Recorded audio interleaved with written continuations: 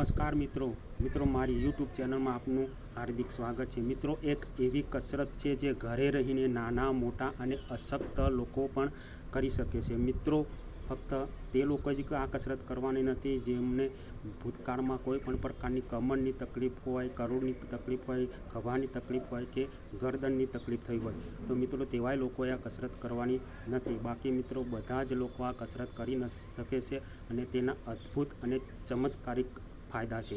મિત્રો, આ કસરત ભોજન કર્યાના 1 કલાક પહેલાં કરવામાં આવે છે અને જો આવી રીતે દરરોજ નિયમિત રીતે આ કસરત કરવામાં આવે તો મિત્રો પેટને લગતી ઘણી બધી બીમારીઓમાં રાહત મળે છે, ચમત્કારિક લાભ થાય છે। તો મિત્રો ચાલો કરીએ આ કસરત। બંને હાથ પહોળા રહે તેવી રીતે જમીન ઉપર સીધા સૂઈ ગયા બાદ બંને પગ ડાબી બાજુ નમશે તો માથું જમણી બાજુ નમાડવાનું છે। જો માથું ડાબી બાજુ નમશે તો પગ જમણી બાજુ નમાડવાનું છે। તેવી જ રીતે બીજી કસરતમાં પણ કરવાનું છે। બંને પગ ભેગા કરી ડાબી બાજુ નમશે તો માથું જમણી બાજુ નમશે। આવી રીતે બંને બાજુ 5-5 વખત એક્સરસાઇઝ કરવાની છે, આ ક્રિયા કરવાની છે। ત્રીજી એક્સરસાઇઝમાં ડાબા પગના અંગૂઠા ઉપર જમણા પગની પાની મૂકવાની છે અને ડાબી બાજુ નમાવવાની છે તો માથું જમણી બાજુ નમશે। તેવી જ રીતે બીજા પગની એક્સરસાઇઝ કરવાની છે। જો પગ ડાબી બાજુ નમાવવામાં આવે તો માથું જમણી બાજુ નમાવવાનું છે। દરેક કસરત વખતે શ્વાસ અંદર ભરવાનો છે અને છોડવાનો છે। તેવી જ રીતે ચોથી એક્સરસાઇઝમાં પગ ભેગા કરી આવી રીતે પાણીને ઢીંચણ અડાડવાની કોશિશ કરવાની છે બંને બાજુ 5-5 વખત આવી રીતે આ પ્રક્રિયા કરવાની છે। દરેક કસરત વખતે શ્વાસ અંદર ભરવાનો છે અને છોડવાનો છે। પાંચમી એક્સરસાઇઝમાં પણ પગ ભેગા કરી ડાબે જમણે નમાવવાના છે 5-5 વખત। મિત્રો, અહીંયા સમયના અભાવને લીધે અને વિડીયો લાંબો ના થઈ જાય તે માટે 2 થી 3 વખત જ આ એક્સરસાઇઝ કરી છે। બધી જ એક્સરસાઇઝ 5-5 વખત બંને બાજુ કરવાની છે। શરૂઆતમાં મિત્રો બળજબરીથી એક્સરસાઇઝ કરવાની નથી પરંતુ હળવેકથી કરવાની છે જેથી કરીને કોઈ પણ પ્રકારની ઈજા ના થાય। તેવી જ રીતે આગળની એક્સરસાઇઝ પણ કરવાની છે।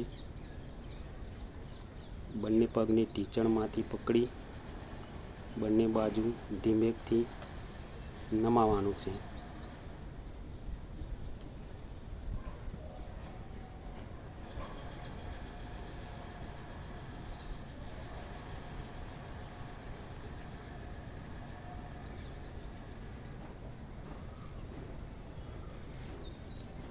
આવી જ રીતે આગળની એક્સરસાઇઝ પણ ચાલુ જ રાખવાની છે।